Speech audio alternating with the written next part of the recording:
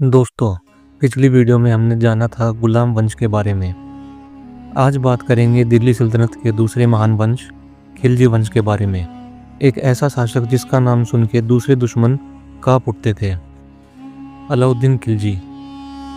जब गुलाम वंश का पतन हुआ तभी मंगोल दिल्ली पर आक्रमण कर रहे थे, लेकिन एक नाम था जो उनके खिलाफ चट्टान बनकर खड़ा हुआ था, अलाउद्दीन खिलजी, जो कि जलालुद्दीन खिलजी का भतीजा था।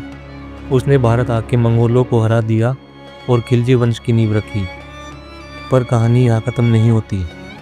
अलाउद्दीन खिलजी सोचता था अब दिल्ली की गद्दी उसे मिल जाएगी, लेकिन जलालुद्दीन खिलजी ऐसा नहीं चाहता था। और फिर एक दिन अलाउद्दीन खिलजी ने अपने ही चाचा जलालुद्दीन खिलजी को ख़त्म कर दिया। गद्दी मिली और एक नया युग शुरू हुआ। उसे कहा जाने लगा Alexander the second. Alauddin Khilji के राज में कई बड़े और उन्नत काम हुए। एक मजबूत खुद की आर्मी बनाई, आर्मी के लिए तनख्वाह शुरू किया, दाग और हुलिया सिस्टम जिससे फौजियों की पहचान रखी जा सके, ज़मीन नापने के लिए बिस्वा सिस्टम लागू किया, बाज़ार में प्राइस कंट्रोल किया ताकि महंगाई पर नियंत्रण हो, फिक्स टैक्स सिस्टम लगाया, घराई और चराई नाम के दो अलग अलग टैक्स, किसानों से लगान वसूली जाने लगी।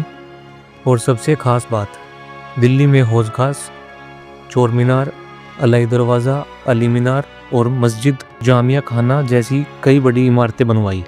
अलाउद्दीन को कविता और कला से भी प्यार था। उसके दरबार में एक मशहूर कवि था, अमीर खुसरो, जिसे तोताए हिंद भी कहा जाता था।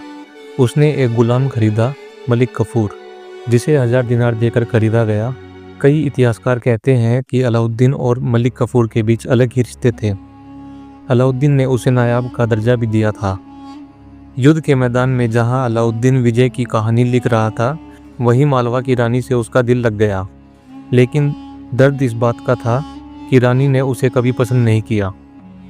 और आखिरकार कुछ इतिहासकार कहते हैं कि अलाउद्दीन की मौत का कारण भी यही प्रेम कहानी थी। अलाउद्दीन के बाद गद्दी पर आया मलिक कफूर, लेकिन सिर्फ 36 दिन तक। उसे कहा गया सबसे छोटी अवधि का सुल्तान।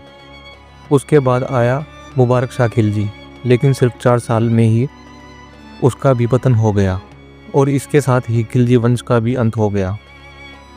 तो दोस्तों, कैसी लगी आपको अलाउद्दीन खिलजी और खिलजी वंश की ये ज़बरदस्त कहानी? कमेंट करके ज़रूर बताइए। और अगर वीडियो पसंद आई हो तो लाइक करें और ऐसी ही इतिहास की कहानियों के लिए चैनल को सब्सक्राइब करना ना भूलें।